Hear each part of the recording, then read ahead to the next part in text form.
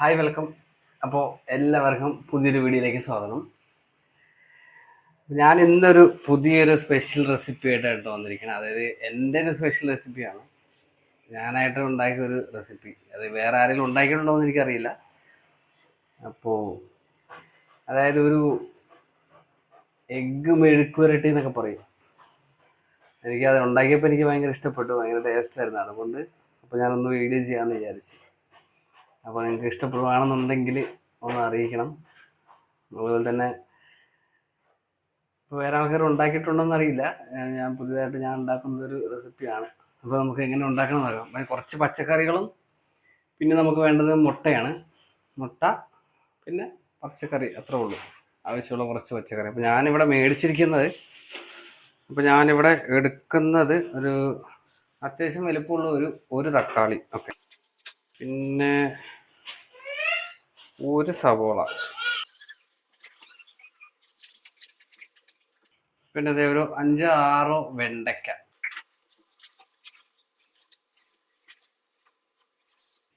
പിന്നെ ഒരു കുറച്ച് കോവയ്ക്ക ഞാൻ അത്ര എടുത്തിട്ടുണ്ട്. പിന്നെ ഒരു 4-5 വഴുതനങ്ങ, ഒരു 2-3 പച്ചമുളക് എടുത്തിട്ടുണ്ട്. ഇത്ര സാധനങ്ങളാണ്. നമുക്കിതൊന്ന് കട്ട് ചെയ്ത് കഴുകി വൃത്തിയാക്കി എടുക്കാം.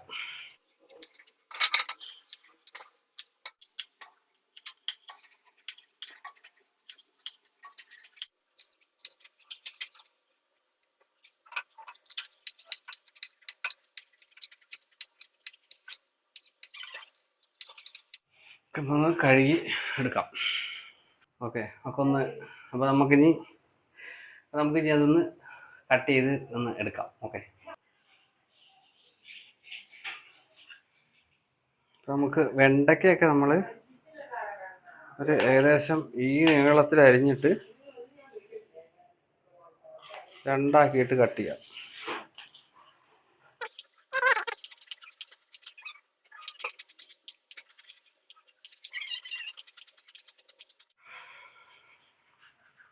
കോവയ്ക്ക നമ്മൾ ഇതുപോലെ തന്നെയാണ് കേട്ടോ കട്ട് ചെയ്യുന്നത്. കോവയ്ക്ക നമുക്ക് ചെറുതാക്കാൻ വേണമെങ്കിൽ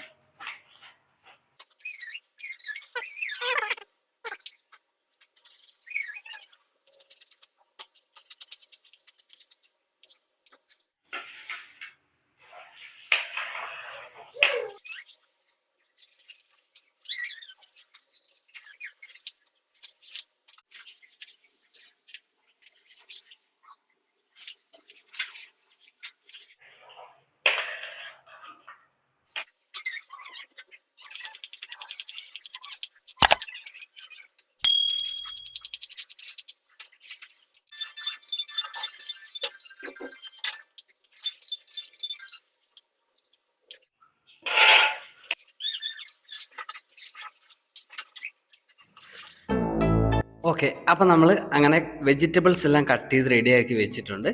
ഇനി നമുക്ക് എങ്ങനെ ഉണ്ടാക്കണമെന്ന് നോക്കാം. അതിനായിട്ട് ഞാനിവിടെ ഒരു പാൻ അടുപ്പത്ത് വെച്ചിട്ടുണ്ട്.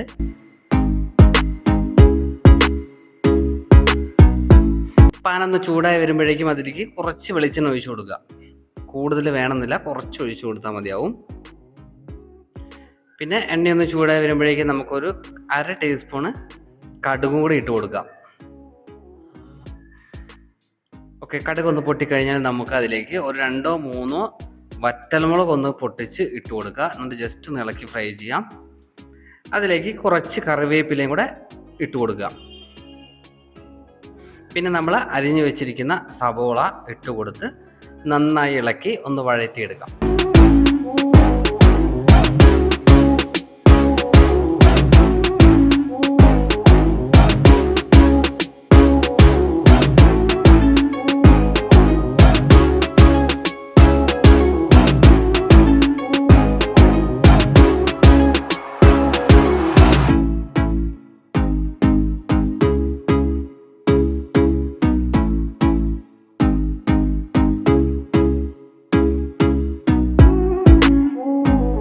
അത്യാവശ്യം ഒന്ന് വെന്ത് വന്നിട്ടുണ്ട്. നമുക്കിനി മസാല ചേർത്ത് കൊടുക്കാം. ഞാനിവിടെ ഒരു 1/4 ടീസ്പൂൺ മഞ്ഞൾപ്പൊടി ചേർക്കുന്നുണ്ട്.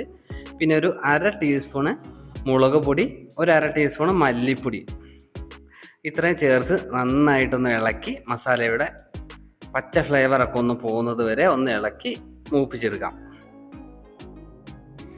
ശേഷം നമുക്ക് ആവശ്യത്തിന് ഉപ്പും കൂടെ ചേർത്ത് കൊടുക്കുക. എന്നിട്ടൊന്ന് മിക്സ് ചെയ്യാം.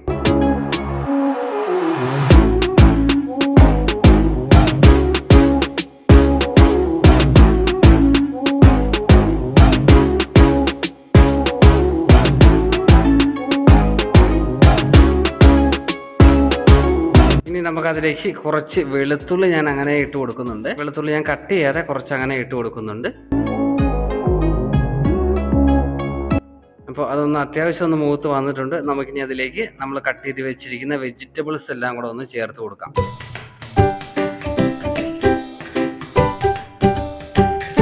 എന്നിട്ട് നന്നായി ഇളക്കി യോജിപ്പിക്കുക. നന്നായി ഇളക്കി ഒന്ന് വഴറ്റിയെടുക്കാം. നമ്മൾ ഇത് വേവിച്ചെടുക്കുമ്പോൾ ഒരുപാട് വേവിച്ചെടുക്കരുത്. ഒരു 3/4 വേവിച്ചെടുത്താൽ മതിയാവും. ഒരു 75-80% ഒന്ന് വേവിച്ചെടുത്താൽ മതി. ഒരുപാട് വെന്ത് നമ്മൾ ഈ മെഴുക്ക് പുരട്ടി പോലെ നന്നായിട്ട് വെന്ന് ഉടഞ്ഞു പോകരുത്. അല്ലാതെ ഒന്ന് വേവിച്ചെടുക്കുക. ഓക്കെ, ഒരു മീഡിയം ഫ്ലെയിമിൽ വെച്ചിട്ട് വേണം ചെയ്യാനായിട്ട്. അപ്പോൾ ഒരുപാടങ്ങ് വെന്ത് ഉടഞ്ഞു പോയി കഴിഞ്ഞാൽ നമ്മൾ ഈ ഒരു ടേസ്റ്റ് കിട്ടത്തില്ല. ഒരു ചെറിയൊരു ക്രിസ്പി ആയിട്ട് ഇങ്ങനെ ഇരിക്കണം, എന്നെങ്കിലേ അതിൻ്റെ ഒരു ടേസ്റ്റ് വരത്തുള്ളൂ. അപ്പോൾ ഒരുപാട് മെഴുക്ക് പുരട്ടി, നോർമൽ മെഴുക്ക് പുരട്ടി നമ്മൾ ഉണ്ടാക്കുന്നത് പോലെ അതുപോലെ ഒന്ന് വെന്ത് പോകരുത്. ഓക്കെ,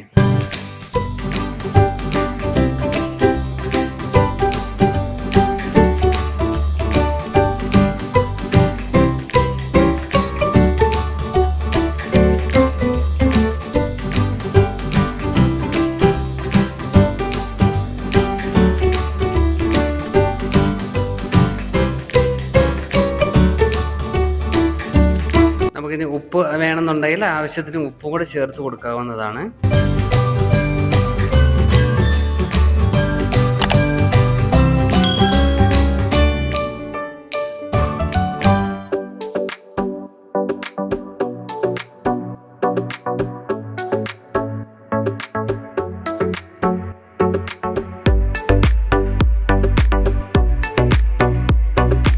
ഇത് എനിക്ക് തോന്നുന്നു നമ്മൾ ഈ കടയിലൊക്കെ ഫ്രൈഡ് റൈസൊക്കെ ഉണ്ടാക്കുന്നത് പോലെ നല്ല ഹൈ ഫ്ലെയിമിൽ വെച്ചിട്ട് ചെയ്യുന്നതാണ് കൂടുതൽ നന്നായിരിക്കും എന്ന് എനിക്ക് തോന്നുന്നുണ്ട്. അപ്പോൾ അതുപോലെ ഒന്ന് ട്രൈ ചെയ്ത് നോക്കണം ഇനി.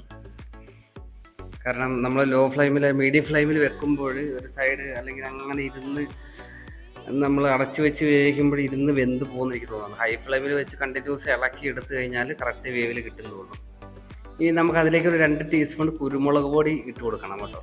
എന്നിട്ട് നന്നായിട്ടൊന്ന് ഇളക്കി മിക്സ് ചെയ്യാം.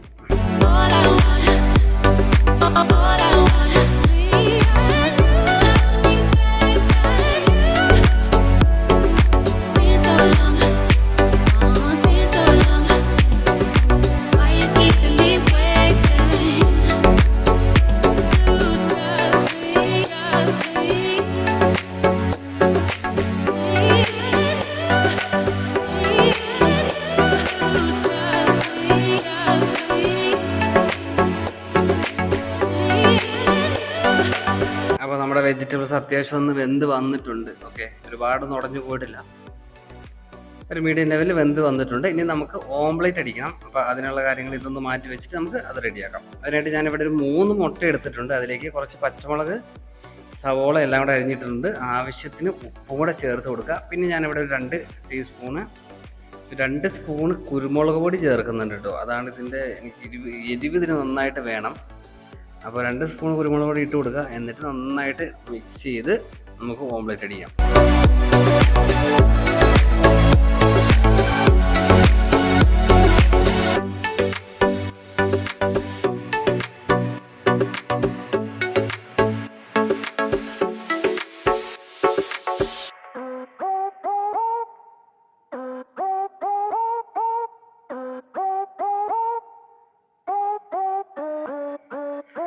ഓക്കെ, നമുക്കിനി ഒരു പാൻ അടുപ്പത്ത് വെച്ചിട്ട് കുറച്ച് വെളിച്ചെണ്ണ ഒഴിച്ച് നമുക്കൊന്ന് ഓംപ്ലേറ്റ് ഒന്ന് അടിച്ചെടുക്കാം. ഓക്കെ,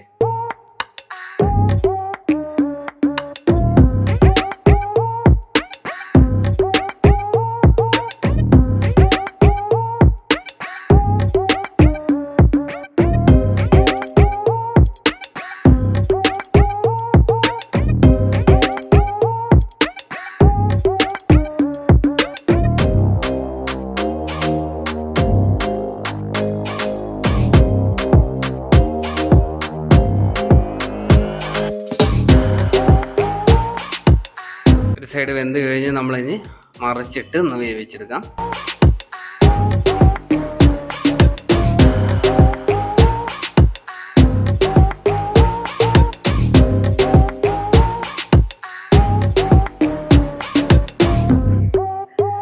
അപ്പോൾ നമ്മുടെ ഓംലേറ്റ് റെഡി ആയിട്ടുണ്ട്. ഇനി നമുക്കിത് ചെയ്യേണ്ടത് ഇതുപോലെ ഒന്ന് കട്ട് ചെയ്ത് പീസ് ആക്കണം.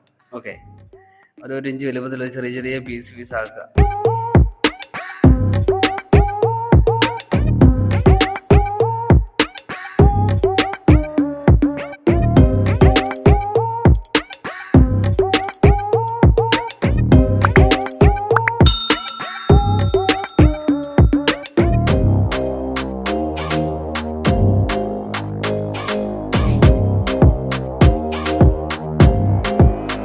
അപ്പോൾ അങ്ങനെ അത് റെഡി ആയിട്ടുണ്ട്. ഇനി നമുക്ക് നമ്മൾ റെഡിയാക്കി വെച്ചിരിക്കുന്ന വെജിറ്റബിൾസ് എടുക്കാം. എന്നിട്ട് അതിലേക്ക് നമ്മൾ ഈ ഓംലേറ്റ് കട്ട് ചെയ്ത് വെച്ചിരിക്കുന്നത് നമ്മൾ അതിലേക്ക് വേണം ആഡ് ചെയ്ത് കൊടുക്കാനായിട്ട്.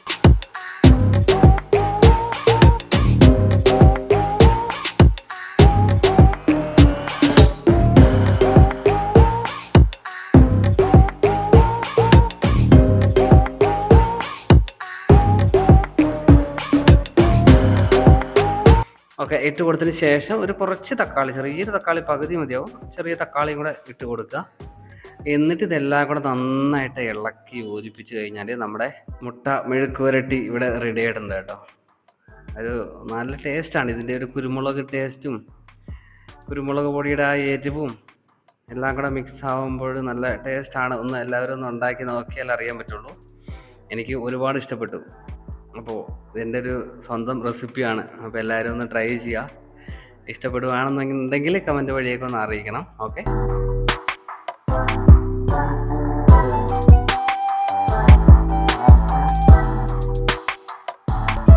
അപ്പോൾ ഇതാണ് എൻ്റെ സ്പെഷ്യൽ റെസിപ്പി കേട്ടോ.